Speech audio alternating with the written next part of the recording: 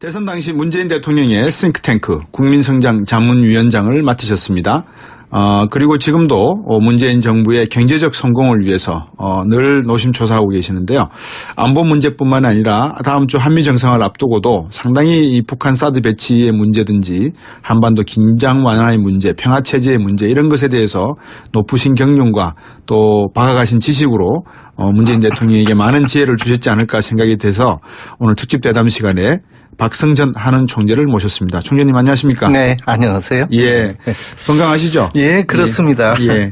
자, 이제 바로 제가 여쭤봐야 되겠습니다. 청취자분들에게 제가 고지를 하나 해드리겠습니다. 혹시 박성 총재님께 청취자 여러분들께서 질문 드리고 싶은 내용이 있으면 문자로 우물정 0945로 보내주시면 단문 50원 장문 100원입니다. 제가 총재님께도 질문 드리도록 하겠습니다.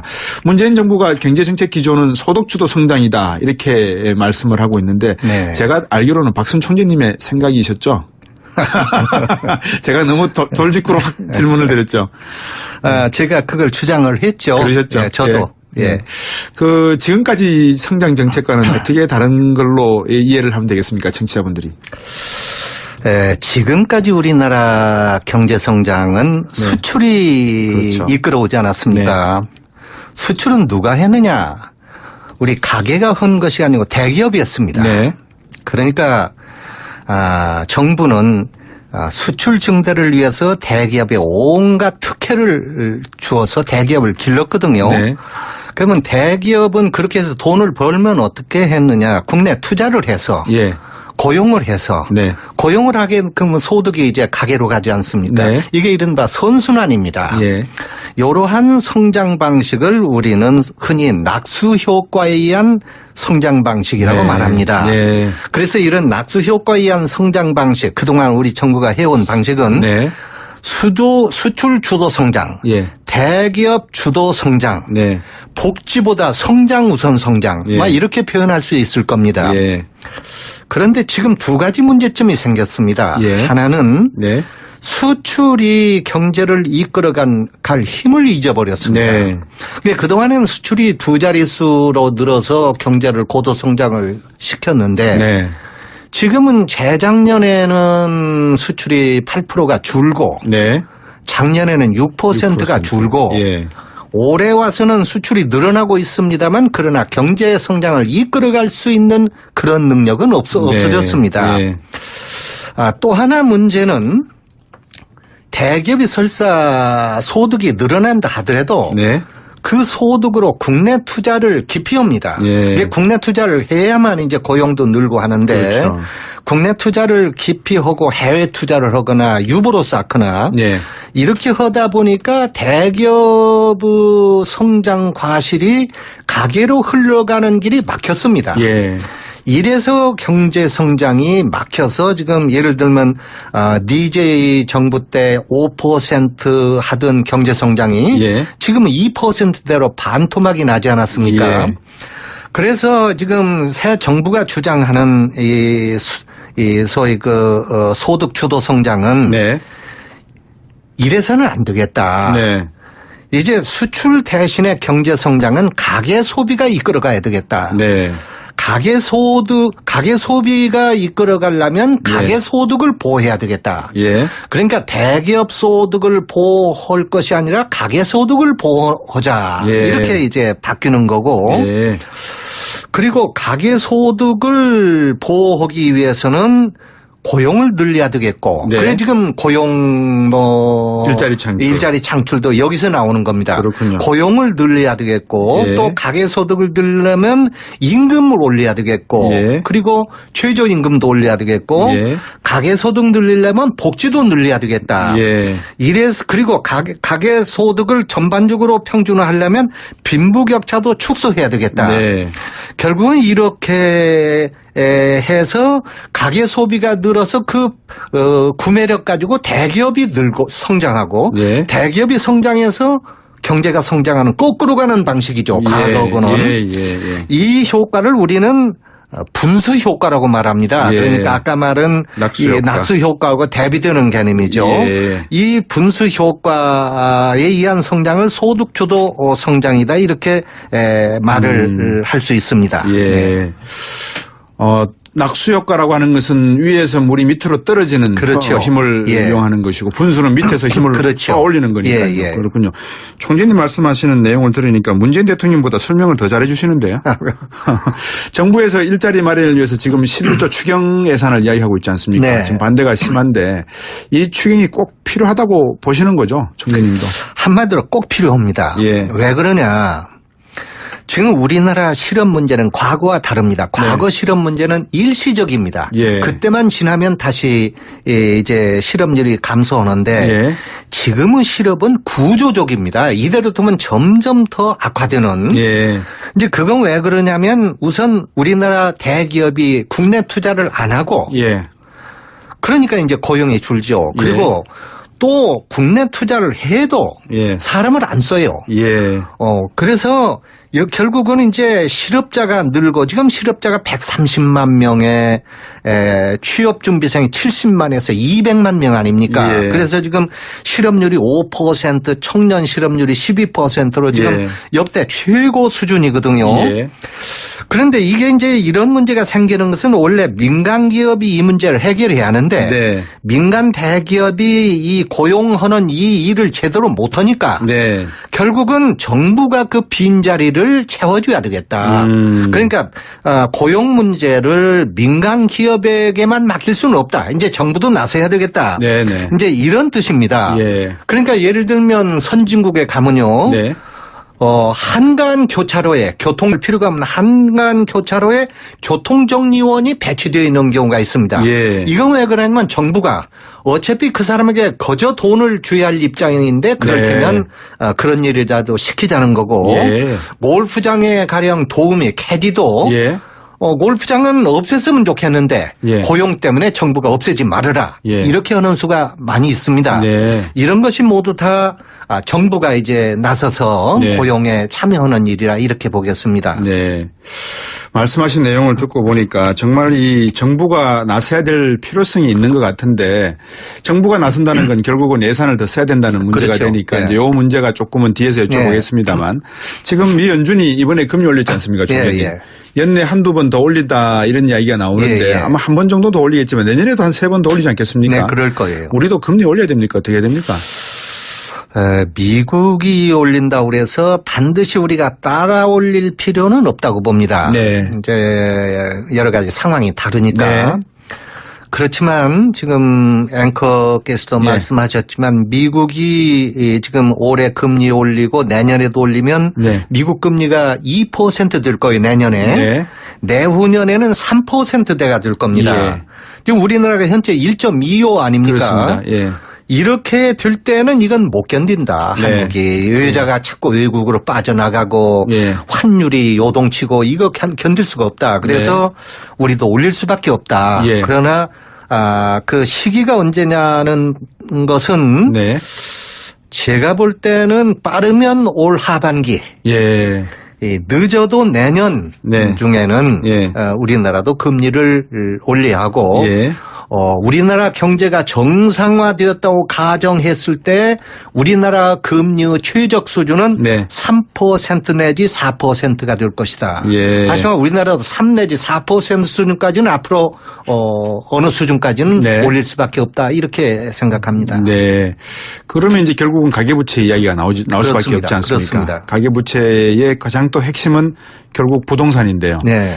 최근 정부가 이제 부동산 투기 조짐에 대해서 주택담보대출 축소하고 분양권 전매 제한하는 내용 대책 내놓았는데 적시 타이밍이 적시였고 적절하다고 보시고 계십니까? 현재 상황에서 6.19 조치는 네. 일단 적절했다고 봅니다. 예. 그러나 근본적으로 앞으로 우리 정부가 이 부동산 정책의 목표를 네. 어디에다가 두고 갈 것인가 예. 하는 것을 분명히 할 필요가 있다 이 생각합니다. 예. 그것은 무슨 뜻이냐면 예. 부동산을 이제 가령 부양한다든가 이 부동산 경기를 누른다든가 하는 것이 예. 단기 경기 부양, 경기 조절적 의미냐, 예. 경기 부양을 한다든가 성장률을 높이기 위한 수단으로 하는 거냐. 네. 아니면 그런 것이 아니고 장기 지속적으로 국민 생활을 안정시키고 향상시킨다는 목적이냐. 예. 둘 중에 어느 것이냐. 예. 이 점을 분명히 해야 된다. 과거 우리나라 정부의 부동산 정책은 거의 전적으로 경기부양 수단이었습니다. 네. 그렇게 되다 보니까 지금 이 온갖 문제가 생겨나고 있어요. 예. 예를 들면 지난 50년 동안에 물가가 30배가 올랐는데 예. 땅값은 3,000배가 올랐습니다. 예. 그러니 이게 어떻게 되겠습니까? 그러니까 예. 땅을 가진 사람들은 만족하겠지만은 네. 그러나 이 땅값, 집값이 이렇게 폭등하고 이렇게 되면 국민 생활은 더 예. 낮아질 수밖에 없습니다. 예. 예. 우선 이 박근혜 정부 지난 4년 동안만 해도 예. 국민 소득이 9% 올랐는데 예. 집값은 22%가 올랐고 예. 전세값은 52%가 올랐다는 보도가 며칠 전에 나왔습니다. 예. 그러면 이게 무슨 뜻입니까? 야. 결국은 경제가 성장했다고 그래도 국민 생활은 계속 더 나빠졌다. 그렇죠. 살기는 더 팍팍해졌다. 그런 뜻이거든요. 예. 예. 이러기 때문에 이 부동산 정책의 목표는 네. 장기적으로 집값을 묶어야 한다. 예. 안정시켜야 한다. 예. 가장 바람직한 것은 집값을 계속 떨어뜨려야 합니다. 예. 떨어뜨려서 이제 우리나라 젊은이들이 이제 월급 받아서 그걸로 집 마련할 수 있도록 돼야 되는데 네. 지금 상황에서 아까도 말씀드린 바와 같이 가계부채도 있고 네. 여러 가지 문제가 있어서 집값이 떨어지면 여러 가지 문제가 생깁니다. 네. 그래서 가장 현실적인 것은 집값을 떨어뜨리지는 말고 예. 올리지도 말고 예. 이 상태로 묶어서 네. 앞으로 10년, 20년 장기적으로 현 수준으로 묶어라. 예. 묶도록 모든 정책의 초점이 거기다가 맞추고 그러면서 정부는 아까도 이야기한 가계소득을 많이 올려서 네네. 소득은 올리고 부동산 값은 묶고 이렇게 하면 문제 해결이 된다. 그래서 집값, 땅값 오르는 것은 네. 국민에게 앞으로 남고 네. 뒤로 더 크게 미치는 것이다. 예. 이렇게 말씀을 드리고 싶습니다. 예. 말씀을 듣고 보니까 이제 대한민국의 경제 정책의 핵심은 사실은 거시적인 정책의 목적은 낙수 효과보다 분수 효과로 가야 된다라는 네. 게 거시 정책의 네. 목표라 그러면 미시 정책의 목표는 주거비를 좀 안정시켜야지만 그렇습니다. 결국 가처분 소득이 느는데 그렇습니다. 그러려면 이 부동산 가격을 오랫동안 안정화시킬 필요가 있다라는 말씀 같습니다. 그러면 총장님 미국 같은 경우에 연준금리가 보통 30년 국채금리 만기 금리를 기준으로 해서 이제 저희들이 기준금리라고 제가 이해를 하고 있습니다. 그런데 우리나라에 이 기준금리라고 하는 것이 뭐 하는 총재도 하셨지만 우리나라는 30년 만기 금리가 없지 않습니까? 없어요. 10년짜리가 제일 긴 금리고요. 예, 그렇습니다. 그러면 우리나라 금리 정책, 통화 정책의 핵심인 금리도 좀 더 장기적으로 돌아갈 수 있는 사이클을 가질 수 있는 그런 금리 정책을 지향해야 되지 않겠습니까? 부동산을 안정시키려면. 우리나라가 그러니까 아직 30년짜리 장기채가 기준이 되지 않고 있다는 이야기는 네. 우리나라 금융이 아직 안정이 덜 됐다는 이야기입니다. 그렇죠. 그래서 우리가 이제 부동산 값이 안정이 되고 네. 우리나라 금융시장이 안정화되면 네. 다른 말로 표현해서 우리나라 경제가 조금 더 성숙해지고 선진화되면은 네. 우리도 아마 그런 방향으로 가리라고 봅니다. 예. 한국 경제가 제가 앞에서 총재님 국가의 실패의 원인이 무엇이 있는가라는 책이 있지 않습니까? 네. 국가는 왜 실패하는가? 그거를 청취자분들에게 오프닝으로 드리면서 던졌던 질문에 답은 그거더라고요. 정치, 경제, 역사 모든 것이 중요한데 그중에서 제도라고 하는 것이 상당히 중요하다. 네. 사람의 가치와 의식 구조를 바꾸려면 제도를 따라가야 하니까 그렇다는 건데 그러면 총재님이 보시기에 이런 제도를 만드는 곳이 결국은 국회이지 않겠습니까? 네네. 국회의 역할은 어떻게 되는 겁니까? 참 우리나라 국회에 대해서는 네. 한마디로 한심하다고 말씀드릴 수밖에 없습니다. 도대체 우리나라 국회의원들께서 국가 이익을 기준으로 해서 판단을 하고 계시는지 아니면 자기 개인 이익이나 자기 당의 어떤 그런 이익을 보고 하는지 참 저는 정치인이 아니어서 잘 모르겠습니다만 네. 도저히 납득이 안 됩니다. 예. 참 우리 국회가 많이 달라졌으면 좋겠습니다. 예. 총재님, 청취자분이 이렇게 글을 보내주셨어요. 9630번님인데요. 대기업이 투자를 국내에 하지 않고 해외에 한다고 하셨는데 왜 그렇게 합니까? 국내에 투자할 수 있도록 할 수는 없습니까? 트럼프 대통령이 지금 좀 그렇게 하고 있지 않습니까? 어떻게 하면 됩니까? 그게요. 예. 대기업이 지금 국내 투자를 안 하고 해외 투자를 하고 있고 예. 그렇게 하고도 돈이 남으면 국내 투자 안 하고 유보를 싸서 유보가 지금 700조, 800조가 되고 있어요. 예. 우리 기업이 대기업이 외국에 투자해서 외국에서 창출하고 있는 그 고용이 100만 명이 넘습니다. 예. 우리나라 전체 실업자가 130만 명인데 따라서 이게 지금 한심한 문제라고 그러네요. 보겠는데 예. 그러면 우리나라 기업인들이 나빠서 그러느냐? 그건 아닙니다. 예. 우리나라 대기업들도 국내에 투자하고 싶죠. 네. 투자하고 싶은데 국내 투자해서 수지 맞는 일이 없다 그런 이야기입니다. 다시 말하면 자동차 같으면 자동차를 국내 공장에 세우는 것보다 예. 중국에 세우는 게 훨씬 이익이 많이 나오는 거예요. 예. 국내 자동차 공장을 세우면 우선 강성 노조가 맨날 파업한다고 하고 뭐 어떻고 그렇죠. 임금은 비싸고 네. 거기다가 땅값 비싸고 예. 자식 교육 어렵고 예. 근데 중국 가면 땅값 싸고 거기는 시장이 높고 그렇죠. 그래서 그쪽이 훨씬 이 이윤 추구에 유리합니다. 그러니까 우리가 그런 것을 막으려면 네. 이 노사 관계를 개선해야 하고 네. 여러 가지 그 국내에서 그런 페이버를 네. 그런 인센티브를 기업에 주는 노력도 있어야 됩니다. 예.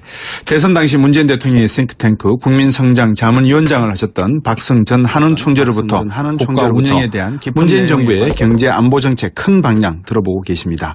총재님, 이제 대북 정책 문제에 대해서 좀 한번 여쭤봐야 되겠습니다. 한국 경제의 성공을 위해서 한반도 평화가 절대적인 조건 아니겠습니까? 뭐 충분 조건일 건데 우선 한반도 평화 체제를 위해서 지금 막혀 있는 남북 관계 어떤 방향으로 풀어야 할지 좀 말씀 좀 주십시오. 한반도의 전쟁은 절대 있어서는 안 됩니다. 네. 한반도는 절대 전쟁이 있어서는 안 됩니다. 네. 김정은이가 워낙 못된 짓을 하니까 예. 저거 폭격이라도 해서 어떻게 뭐 전쟁을 해도 뭐 전쟁 불사하고 뭐 어쩌죠 이런 생각도 할 수 있겠지만은 네. 한반도 평화를 위해서 우리들이 최후까지 노력을 해야 된다. 우선 이 말씀을 드리고 네. 저는 태영호 북한 주연공사 예. 그 말이 굉장히 그 설득력이 있다고 생각하는데 네. 그분이 그랬습니다. 지금 북한 사람들은 낮에는 밖에 나가서 김정은이 찬양을 하고 예. 그러지만 저녁에는 집에 와서 이불을 뒤집어 쓰고 예. 남한 방송도 듣고 예. DVD를 청취하고 예. 그리고 북한에는 그 장마당이 네네. 이 공식적인 것만 400여 개가 있고 예. 비공식적인 건 수없이 많아서 네. 여기서 이미 시장의 그 씨앗이 박혀 있다. 예. 그래서 자기가 보기에는 북한에 대해서 지금 여러 가지로 제재 압박을 가하고 있는데 네. 물론 그것도 필요하겠지만 예. 이것으로는 절대 북한이 굴복하지 않는다. 네. 그런 방식과 더불어서 핵심적인 것은 예. 북한 국민들을 예. 개방화로 유도를 해서 예. 북한 내부에서 민중의 힘이 예. 축적이 돼서 예. 그 힘으로 김정은의 이 폭정을 예. 안 하도록 하는 방향으로 하는 것이 바람직하다. 제 생각은 똑같은 생각입니다. 예. 지금 대북 제재는 지금 유엔이 수년 전부터 해왔지만 아무 소용이 없습니다. 네. 그러려면 중국이 이걸 북한에 대해 석유 공급을 끊어야 하고 예. 국경을 봉쇄해야 되는데 중국은 북한이 망하기를 바라지 않기 때문에 네. 절대 그러지 않습니다. 그래서 역시 북한에 대해서는 우리가 한미 유엔과 함께 네. 강력한 제재를 하고 네. 중국을 활용해서 북한에 대해서 기름 같은 걸 끊도록 네. 압박을 가하면서 네. 이와 함께 대화를 터야 한다. 그래서 네. 특히 이 남북 대화에는 예. 미국이나 중국보다도 한국이 주도해야 된다. 예. 우리가 주인이 돼서 예. 남북한 대화를 해서 이 핵 문제도 해결을 해야 된다. 이렇게 생각을 합니다. 예. 총재님 말씀을 듣고 보면, 정말 남북 경제 협력이 잘 되고 평화가 한반도에서 체제가 어느 정도 구축이 된다 그러면 북한도 물론이고 우리에게도 경제를 다시 한번 재도약시킬 수 있는 그런 기회가 되지 않겠습니까? 그렇습니다. 예. 남북 경제 협력이 우리 경제에 미칠 수 있는 포급 효과. 이거는 뭐 동북 삼성도 인구가 1억 5천이거든요. 엄청나게 클 것 같습니다. 이게요. 네. 지금 자원연구소에서 발표한 걸 보니까 네. 북한에 묻힌 지하자원이 9,700조 원입니다. 예. 남한에 묻힌 지하자원이 290조예요. 예. 그러니까 9,700조 원은 남한의 30배 이상입니다. 그렇네요. 엄청난 북한은 지금 우라늄, 예. 히토류, 마그네사이트 이건 세계 1등 아니면 2등입니다. 예. 지금 이것을 많은 부분을 지금 중국이 지금 들어가서 개발을 하고 있는데 네. 그래서 이러한 북한의 자원하고 노동력 네. 지금 북한의 임금이 매달 월급이 20만 원입니다. 예. 우리나라 10분의 1도 안 돼요. 예. 그러니까 이런 동력 또 무한한 투자 시장 북한이 만일 우리 한국 그 기업이 간다면요. 예. 도로 항만 뭐 할 그렇죠. 것 없이 엄청난 투자 시장이 있습니다. 예. 이런 데다가 한국의 자본과 기술이 예. 접합한다면 예. 무서운 시너지 효과가 나오는 것이 틀림없다. 예. 그래서 국회 예산정책처에서 발표한 걸 보니까 예. 우리가 통일에는 많은 비용이 든다고 걱정하는데 예. 그런 걱정하지 말아라. 예. 통일 비용보다도 통일에서 오는 편익이 3배가 더 크다 그랬습니다. 네. 비용은 3배의 이익이 나온다. 예. 아까 말씀드린 그건 시너지 효과를 말하는 거죠. 네. 그리고 현대경제연구원에서 발표한 걸 보니까 예. 남북한이 통일하게 되면 우리나라 경제 성장률을 2%포인트 더 올린다. 예. 그러니까 현재 3% 같으면 그걸 5%로 예. 올린다. 그랬고 유명한 골드만삭스에서 예. 발표한 걸 보니까 지금부터 30년 뒤에 예. 세계 1인당 분포 이 30년 뒤라는 건 2050년을 말합니다. 예. 1인당 소득 분포는 예. 한국이 예. 독일, 프랑스, 일본을 제치고 예. 미국 다음으로 2등으로 예. 도약한다. 그래서 무서운 한국의 힘이 발휘될 예. 것이다. 예. 그랬습니다. 아, 예. 물론 이건 이제 통일을 전제로 하는 건데 이것이 언제 실현될지는 모르는 일이죠. 예. 총재님, 햇볕 정책이 어떻게 문재인 정부에는 새롭게 심어져야 될까요? 어떻게 보십니까? 실패한 겁니까? 성공한 겁니까? 이게요. 우선 한 가지 제가 말씀드릴 게 있습니다. 예. 우리나라 일부 사람들은 네. DJ 때 햇볕 정책이 네. 북한에 퍼주기를 해서 네. 그 돈으로 북한이 핵을 만들었다. 예. 그렇게 이렇게 이야기하죠. 이야기하는 사람이 있어요. 예. 많지는 않습니다만 상당히 있습니다. 예. 그렇게 지금도 믿고 있는 사람도 있어요. 지금. 예. 참 턱도 없는 얘기입니다. 제가 여기 한마디 예. 말씀을 드리겠습니다. 예. 우선 김대중 정부 때 평균 매년 5억 달러를 주었습니다. 예. 이거는 여러 가지 금강산 관광도 있고 예. 그것도 있고 여러 가지 개성공단도 있고 있습니다. 5억 달러를 주었는데 예. 이것은 우리나라 GDP, 우리나라 국민소득의 예. 0.06%입니다. 예.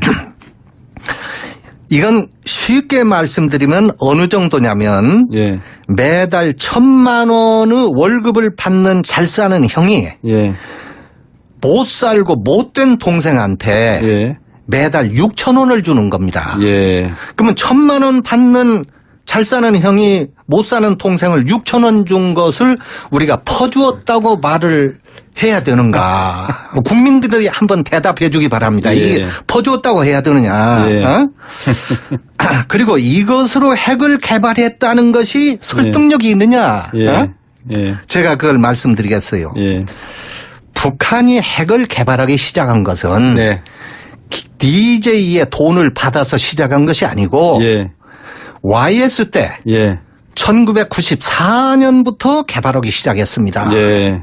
그때부터 온 거예요. 예. 그리고 북한은 절대 핵을 포기할 수가 없습니다. 왜냐하면 남한에 대해서 모든 것을 다 지고 있습니다. 그래서 남한에 대해서 이길 수 있는 핵밖에 없어요. 예. 그래서 절대 핵을 포기할 수 없습니다. 그래서 김대중 정부로부터 지원을 받았지만 핵은 포기를 안 한 거예요. 예.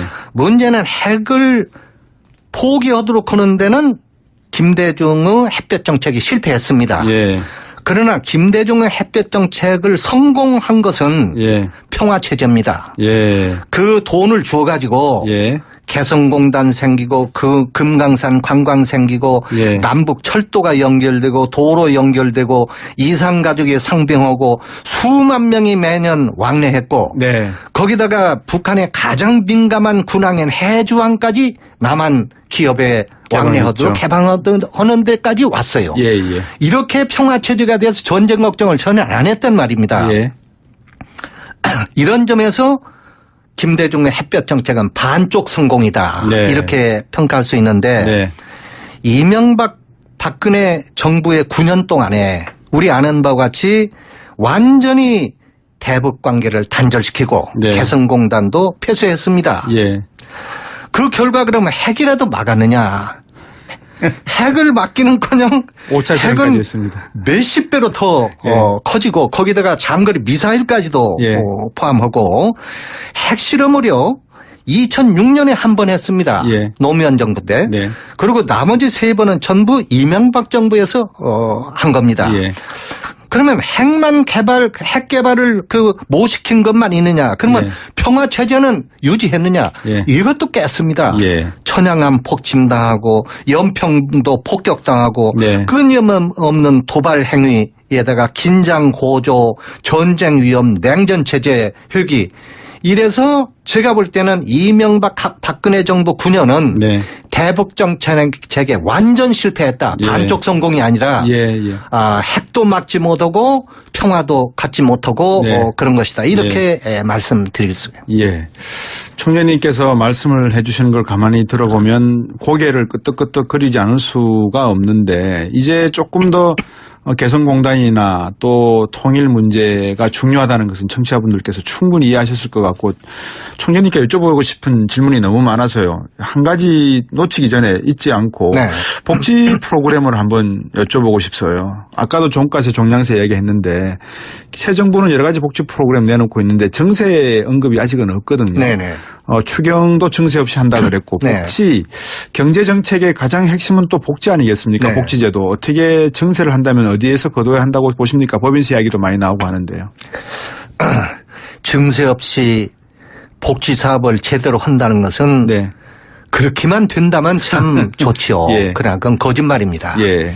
박근혜 정부가 증세 없이 복지한다고 그러다 완전히 예. 잘못됐다는 담배세 게 다 올리고 나오지 않았습니까? 예. 예. 지금 정부도 만일 증세를 하지 않고 하겠다고 한다면 그건 거짓말입니다. 예.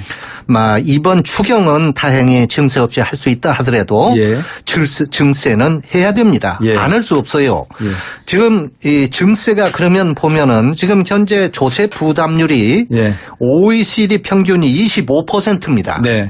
그런데 한국은 지금 18%예요. 예, 그렇습니다. 그런데 이게요 10년 전에는 21%였습니다. 예. 조세 떨어졌네요. 부담률이. 예, 오히려. 그러니까 지금 모든 나라가 경제가 발전하면 담세율이 올라가는 건데 올라가는데, 예. 우리는 거꾸로 21%에서는 역주행했습니다. 비즈니스 프렌들이. 예. 그래 제 생각은 예. 일단 10년 전 수준으로는 올라가야 할 거 아니냐. 예. 그동안에 소득도 늘었는데 그래서 조세 부담률 21% 수준까지는 올려야 한다는 게 제 생각이고 네. 그러면 어디서 올릴 거냐. 제 1순위는 법인세입니다. 네. 그다음에 2순위는 소득세. 네. 3순위는 종합부동산세. 예. 4순위는 부가가치세. 예. 저는 그렇게 보고 있습니다. 아유, 감사합니다. 왜냐 그러면 자꾸 이 정치인분들하고 인터뷰를 하면요. 여당 분들은 이런 말씀을 솔직하게 안 하세요. 추경은 예산 없이 되는 겁니다. 그러면 거기서 창출되는 일자리는 30년간 국민연금도 만들어드려야 되고 월급도 드려야 되는데 결국 증세해야 되는 거 아닙니까? 그러면 정세가 아니고 또 이렇게 얘기하시거든요. 자, 저 총재님, 우리 국가 경제 통일도 중요한 과제입니다만 새만금 말입니다. 네. 총재님 평소에 새만금 관심이 많으시잖아요. 네네. 동북아 경제 허브 이야기가 노무현 정부 때 나왔지 않습니까? 네네. 어떻게 보십니까? 새만금 관련해서 좀 아이디어 좀 주십시오. 우리나라 새만금 사업은요. 네. 대한민국의 신경지 뉴 프론티어다. 네. 다른 말로 표현하면은 이게 하나의 백지장인데 네. 이 백지장에 네. 어떤 새로운 산업을 그릴 거냐, 예. 어떤 환경, 네. 어떤 새로운 도시, 어떤 문화를 네. 이 백지장에 그릴 거냐 네. 하는 그 백지장입니다. 네. 한국에는 현재요 일개 군우 면적입니다. 이 네. 새만금은 예. 이런 넓은 땅이 백지 상태로 주어지는 것이 과거에도 없었고 앞으로도 없습니다. 예. 정말 단군 이래 최초로 우리나라에 주어지는 네. 하나의 참 복등이라고 보겠는데 네. 이것이 지금까지도 개발이 제대로 안 되고 있는 이유는 네. 정부의 무관심입니다. 예. 이번에 다행히 문재인 대통령이 예. 본격적으로 개발하겠다. 청와대에서 직접 챙기겠다. 이렇게 말씀하셨는데 이건 네. 더 다행한 일이라고 생각을 합니다. 예. 그러면 핵심 문제는 뭐냐? 어떻게 해야 하느냐? 네. 제일 문제가 매립입니다. 네. 저는 지금 1년에 적어도 4번, 5번 현장을 갑니다. 예. 가서 보는데 그러시군요. 현재 그 새만금은 네. 1m에서 4m의 그 바닷물로 차에 있습니다. 예. 문제는 메꿔야 합니다. 메꿔야 도시든 뭐 산업단지든 만들 거 아닙니까? 예. 메꾸는 것이 이제 첫 번째 우선 과제인데. 문제인데 문제는 이걸 메꿔서 값싼 땅을 공급하는 데서 이제 문제가 시작이 되는데 예. 이걸 지금까지 우리 정부는 어떻게 했냐면 이 땅을 이용을 민간인이 알아서 메꿔라 그런 이야기예요. 예. 한번 생각해 보세요. 그게 어떻게 하겠습니까? 가령 어떤 기업이 가서 거기다 공장 하나 지는데 그걸 내 돈으로 가서 흙을 파다 그 바다를 메꾼다? 그게 안 되는 거예요. 좀 이상한 발상이네요. 네, 예. 그래서 핵심 문제는 예. 이것은 정부가 메꿔야 한다. 네. 메꾸는 사업은 정부가 메꿔서 예. 그런 다음에 이것을 매각을 하든지 아니면 장기 뭐 50년 임대를 하든지 예. 그래서 중국 기업을 불러들인다든지 이러는데 예. 문제는 어디에 있느냐면 제가 여기 아이디어 하나를 제공하려고 그래요. 예. 문제는 어디에 있느냐면 예. 정부가 그러면 그걸 메꿀 돈이 어디에 있느냐. 예. 국민 세금 가지고 그걸 메꾼다면 그 문제가 있지 않느냐. 예. 이래서 과거 정부도 이걸 못했으리라고 봅니다. 네. 어떻게 해야 되느냐면 네. 새만금 20년 장기채를 발행하자. 예. 새만금 특별회계. 채권을 발행하자. 네, 채권. 예. 20년 장기채죠. 예, 예. 지금 금리가 싸니까 2%나 3% 장기채를 발행할 수 있어요. 예. 이것을 정부 보증으로 발행하는 겁니다. 네. 정부는 보증만 해주고 예. 이걸 발행해서 이 돈으로 정부가 메꾸는 거예요. 예. 이걸로 메꾼 다음에 메꾸는 대로 이제 땅을 임대하거나 이제 매각할 거 아닙니까? 예. 매각하면 돈이 회수되는 거예요. 그렇죠. 이럴 때는 이건 틀림없는 흑자 사업이다. 네. 그 채권 발행을 갖고도 남는다. 이 땅이 그 공짜니까. 네네네. 이런 점에서 이 예. 새만금 20년 장기채 발행을 통한 이 새만금의 매립 이렇게 하자는 것이 저의 생각입니다. 말씀하신 대로 하면 국민들의 어떤 부담도 적으실 거고. 그렇습니다. 국가 정부는 재정에 오히려 흑자 부채 부분을 갚을 수 있는 여력도 생길 수 있는 거고요. 총재님 벌써 말씀을 듣다 보니까 이제 끝날 시간이 다 됐는데 청취자분들이 문자를 보내주시는 것 중에 공통되는 점이 몇 개가 있습니다. 많은 분들이 총재님 질문 드리겠습니다. 대한민국 이대로 가는 거 맞습니까? 문재인 정부 잘하고 있습니까? 무엇을 해야 됩니까? 이렇게 질문하십니다.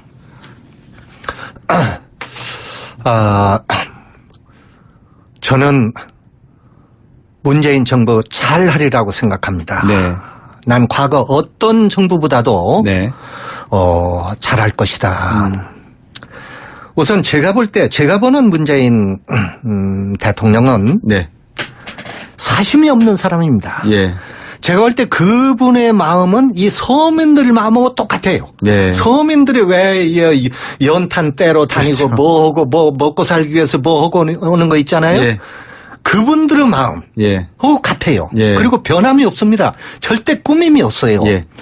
순수합니다. 예. 그리고 권모술수를 부리거나 그런 사람은 아니에요. 네. 혹 그분이 능력이 부족한지 어떤지 내가 그런 것까지 자세히 말씀드릴 수는 없지만 예. 그분이 부족한 점이 있다면 국민들이 협조를 해서 예. 그렇게 해주면 되겠다 예. 생각합니다. 예. 총재님께서 늘 문재인 정부의 성공을 바라신다는 말씀을 전해주셨고요. 우리가 잘할 수 있을 거라고 봅니다. 대한민국의 저력은 늘 위기에서 발휘되는 그런 모습 아니었습니까? 청취자 여러분들과 함께 대한민국의 발전을 한번 생각해 보면서 오늘 문재인 정부 정말 그 중요한 경제정책 이야기를 해주셨습니다. 박승전 한원 총재께서. 떨어뜨려서 이제 우리나라 젊은이들이 이제 월급 받아서 그걸로 집 마련할 수 있도록 돼야 되는데 네.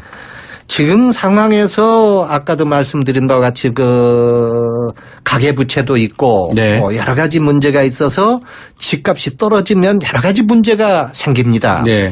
그래서 가장 현실적인 것은 집값을 떨어뜨리지는 말고 예.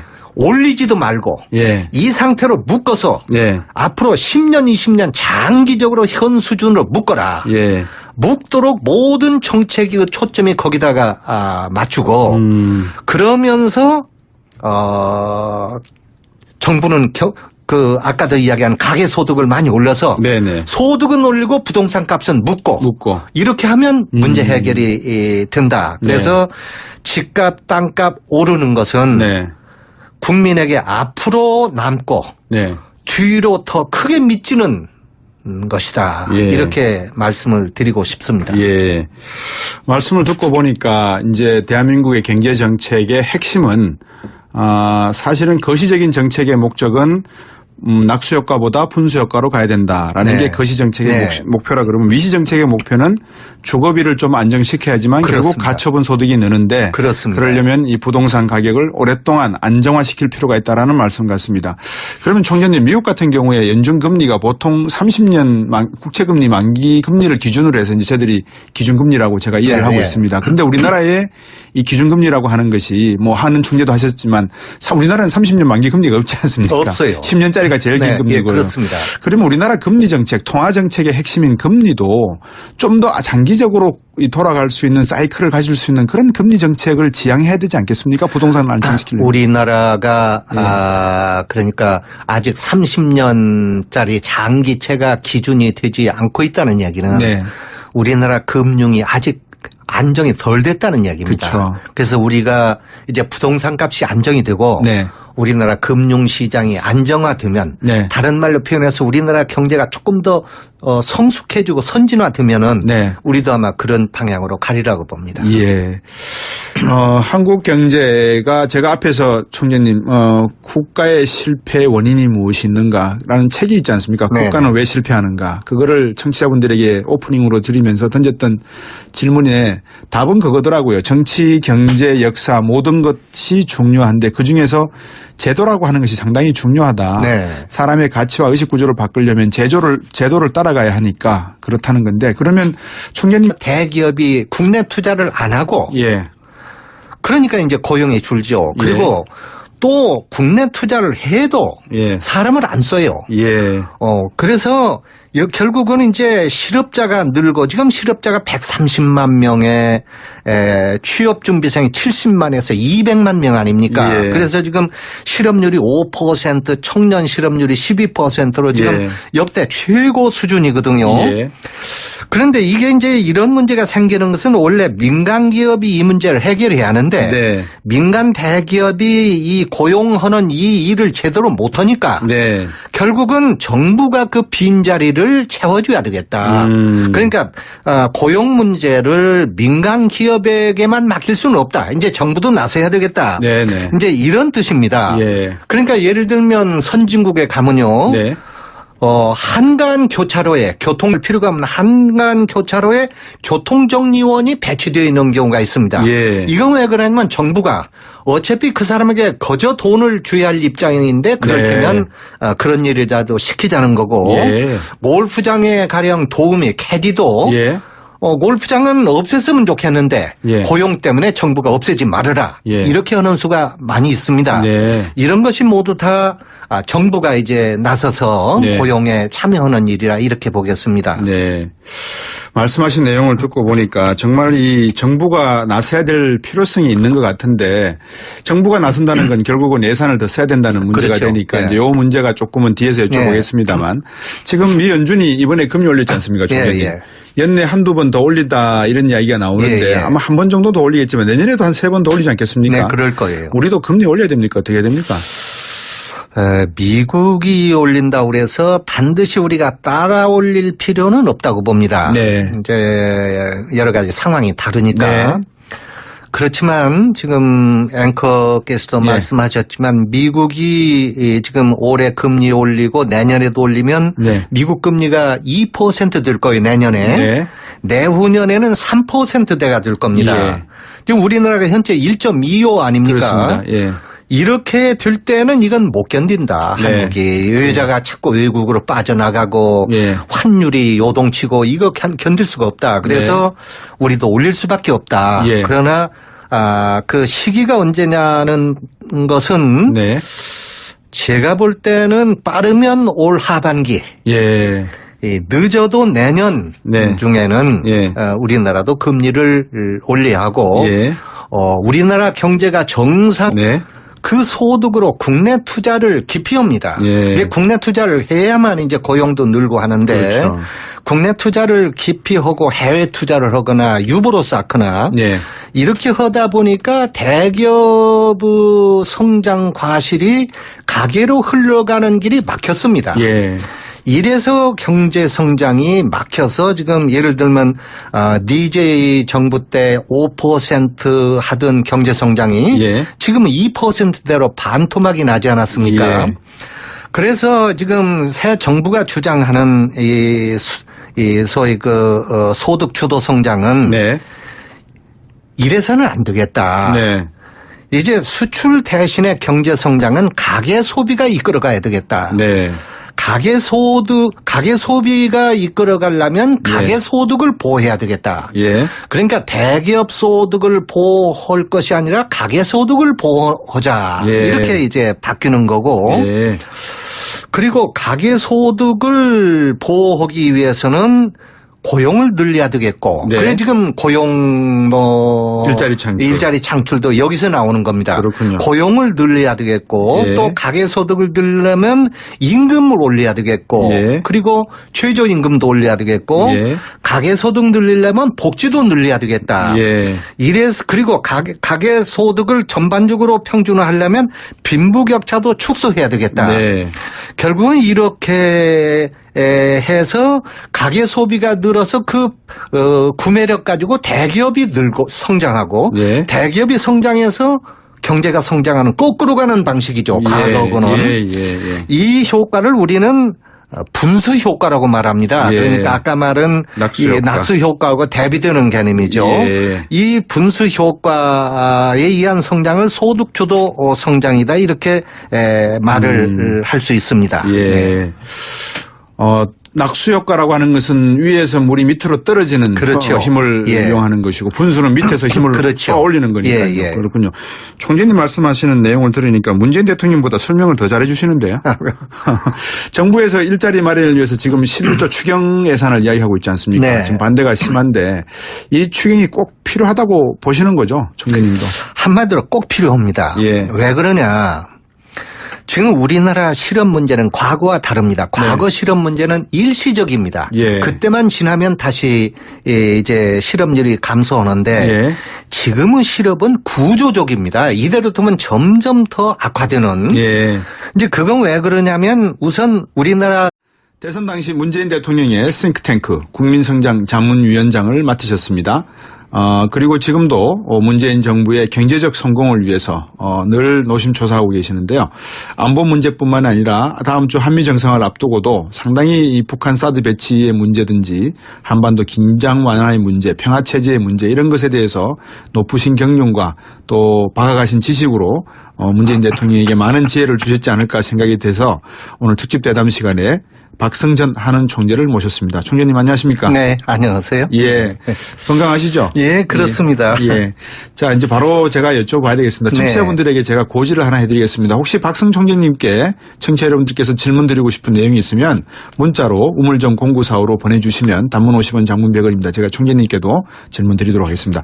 문재인 정부가 경제정책 기조는 소득주도 성장이다 이렇게 말씀을 하고 있는데 네. 제가 알기로는 박성 총재님의 생각이셨죠?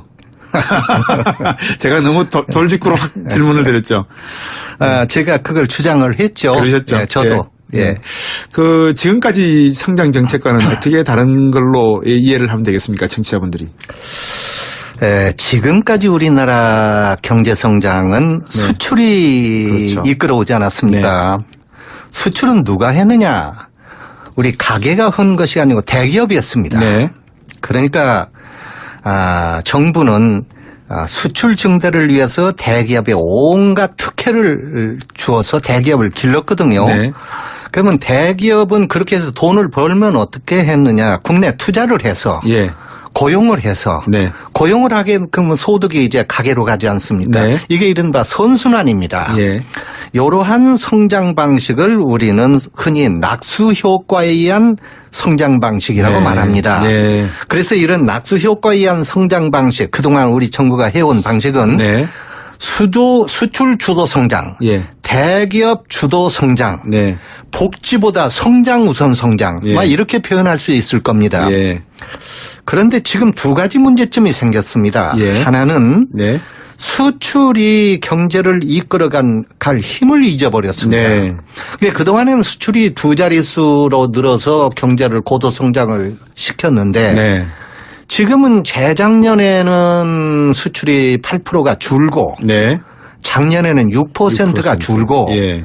올해 와서는 수출이 늘어나고 있습니다만 그러나 경제 성장을 이끌어갈 수 있는 그런 능력은 없어졌습니다. 네. 또 하나 문제는 대기업이 설사 소득이 늘어난다 하더라도 성화되었다고 가정했을 때 우리나라 금리의 최적 수준은 네. 3% 내지 4%가 될 것이다. 예. 다시 말해 우리나라도 3 내지 4% 수준까지는 앞으로 어느 수준까지는 네. 올릴 수밖에 없다 이렇게 생각합니다. 네. 그러면 이제 결국은 가계부채 이야기가 나올 수밖에 그렇습니다. 없지 않습니까? 그렇습니다. 가계부채의 가장 또 핵심은 결국 부동산인데요. 네. 최근 정부가 이제 부동산 투기 조짐에 대해서 주택담보대출 축소하고 분양권 전매 제한하는 내용 대책 내놓았는데 타이밍이 적시였고 적절하다고 보시고 계십니까? 현재 상황에서 6.19 조치는 네. 일단 적절했다고 봅니다. 예. 그러나 근본적으로 앞으로 우리 정부가 이 부동산 정책의 목표를 네. 어디에다가 두고 갈 것인가 예. 하는 것을 분명히 할 필요가 있다 이 생각합니다. 예. 그것은 무슨 뜻이냐면 예. 부동산을 이제 가령 부양한다든가 이 부동산 경기를 누른다든가 하는 것이 예. 단기 경기 부양, 경기 조절적 의미냐, 예. 경기 부양을 한다든가 성장률을 높이기 위한 수단으로 하는 거냐, 네. 아니면 그런 것이 아니고 장기 지속적으로 국민 생활을 안정시키고 향상시킨다는 목적이냐, 예. 둘 중에 어느 것이냐, 예. 이 점을 분명히 해야 된다. 과거 우리나라 정부의 부동산 정책은 거의 전적으로 경기 부양 수단이었습니다. 네. 그렇게 되다 보니까 지금 이 온갖 문제가 생겨나고 있어요. 예. 예를 들면 지난 50년 동안에 물가가 30배가 올랐는데 예. 땅값은 3,000배가 올랐습니다. 예. 그러니 이게 어떻게 되겠습니까? 그러니까 예. 땅을 가진 사람들은 만족하겠지만은 네. 그러나 이 땅값, 집값이 이렇게 폭등하고 이렇게 되면 국민 생활은 더 예. 낮아질 수밖에 없습니다. 예. 예. 우선 이 박근혜 정부 지난 4년 동안만 해도 예. 국민 소득이 9% 올랐는데 예. 집값은 22%가 올랐고 예. 전세값은 52%가 올랐다는 보도가 며칠 전에 나왔습니다. 예. 그러면 이게 무슨 뜻입니까? 야. 결국은 경제가 성장했다고 그래도 국민 생활은 계속 더 나빠졌다. 그렇죠. 살기는 더 팍팍해졌다. 그런 뜻이거든요. 예, 예. 이러기 때문에 이 부동산 정책의 목표는 네. 장기적으로 집값을 묶어야 한다. 예. 안정시켜야 한다. 예. 가장 바람직한 것은 집값을 계속 떨어뜨려야 합니다. 예.